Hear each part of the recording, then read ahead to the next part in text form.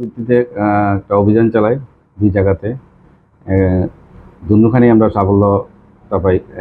প্রথম আমরা চোরাইবাড়ি কালাচান বাড়িতে অভিযান করি। ওইখানে দেবুদেবের বাড়ির পাশে প্রচুর পরিমাণে চেরাই সেগুন কাঠ উদ্ধার করি এবং পরবর্তী সময়ে আমরা পূর্ব ফুলবাড়ি হান্নান মিয়ার বাড়ির পাশে ওইখানেও গিয়ে আমরা আরও প্রচুর পরিমাণে সেগুন কাঠ উদ্ধার করি, যার বাজার মূল্য প্রায় 4 থেকে 5 লাখ টাকা হবে আনুমানিক।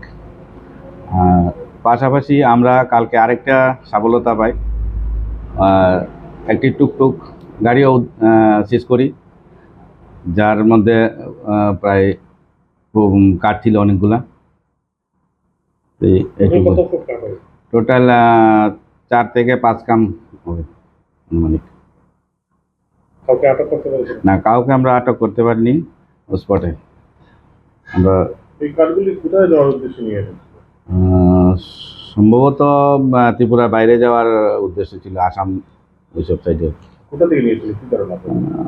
আমরা ধারণা করছি যে হয়তো কাঞ্চনপুর বা দামসরা ওইসব সাইড থেকে সম্ভবত আসতে পারে। না, মামলা এখন অব্দি নেয়নি, কারো তদন্ত করছি, দেখা যাক কি। আনুমানিক 4 থেকে 5 লাখ টাকা হবে।